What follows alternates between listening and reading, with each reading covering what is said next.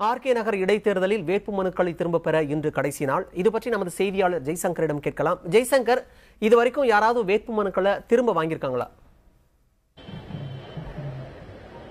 மணிமாறன், பாத்தீங்கன்னா இந்த ஆர்கே நகர் தொகுதி இடைத்தேர்தலுக்கான மனு தாக்கல் கடந்த ஜூன் 3ஆம் தேதி முதல் 10ஆம் தேதி வரை நடந்தது. இதில் 50 பேர் தங்களுடைய மனுக்களை தாக்கல் செய்திருந்தாங்க. 11ஆம் தேதி வேட்பு மனுக்கள் பரிசீலனையின் போது 18 மனுக்கள் தள்ளுபடி செய்யப்பட்டன. இதுல காந்தியவாதியும் தேசிய மக்கள் கூட்டமைப்பினுடைய தலைவருமான சசிபெருமாள் அவருடைய மனுவும் ஒன்று.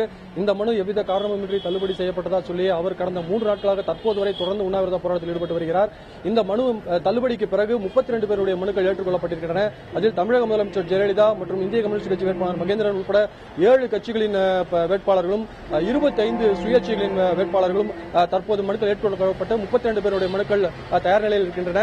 இன்றைக்கு மனுக்களை தாக்கல் செய்த மனுக்களை திரும்ப பெறுவதற்கான கடைசி நாள், அதாவது இன்றைக்கு பகல் 11 மணி முதல் 3 மணி வரை அவகாசம் வழங்கப்பட்டிருக்கிறது. தற்போது 12:15 மணி வரை எந்த ஒரு மனுக்களும் தற்போது வரை திரும்ப பெறப்படவில்லை.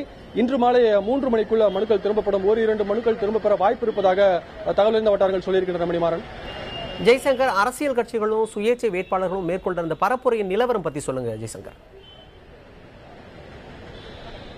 மணிமாறன், இந்த தேர்தல் இடைத்தேர்தல் அறிவிக்கப்பட்டதிலிருந்து கட்சிகள் தீவிரமாக களப்பணியாற்ற தொடங்கிவிட்டாங்க. இந்த நிலையில் வேட்பாளர்கள் பட்டியல் தற்போது இன்றைக்கு இறுதி செய்யப்படுகிறது.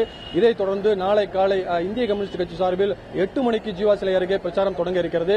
இதைத் தொடர்ந்து பிரச்சாரம் முடிவடையும் 25ஆம் தேதி வரை தொடர்ந்து பிரச்சாரம் நடைபெற இருக்கிறது.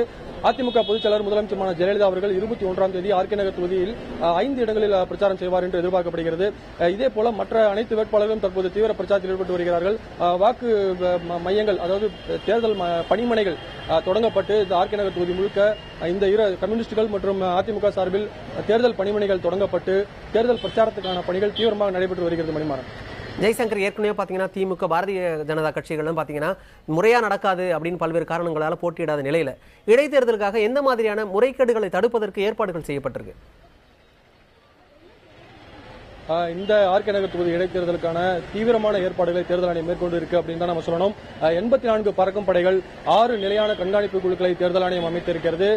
இதை தொடர்ந்து பல்வேறு இடங்களில் இந்த ஆர்கே நகர் தொகுதியில் பல்வேறு இடங்களில் வாகன சோதனைகள் நடத்தப்பட்டு வருகின்றன. மணிமாறன், இதே போல வாக்குச்சாவடியில் பணியாற்றக்கூடிய அலுவலருக்கு 4 கட்டங்களாக பயிற்சி அளிக்க முடிவு செய்யப்பட்டு கடந்த 10ஆம் தேதி ஒரு கட்ட பயிற்சி முடிந்திருக்கிறது. இதைத் தொடர்ந்து வருகிற 17, 23 மற்றும் 26ஆம் தேதிகளில் வாக்குச்சாவடி பணியாளர்களுக்கு பயிற்சி அளிக்க திட்டமிட்டிருக்கிறது. மணிமாறன், இந்த தேர்தல் அமைதியான முறையில் நடைபெறுவதற்கான அனைத்து ஆலோசனைகளையும் தேர்தல் அதிகாரிகள் தற்போது வரை மேற்கொண்டு வருகிறார்கள். மணிமாறன், ஜெய்சங்கர், இங்க முறைகேடுகள் ஓட்டுக்கு வந்து பணம் கொடுக்கறதுக்கு சில கட்சிகள் முயற்சி பண்றதா ஒரு சில கருத்துக்கள்லாம் வந்திருக்கு. அது மாதிரியான தகவல்கள் ஏதாவது உங்களுக்கு கிடைச்சதா?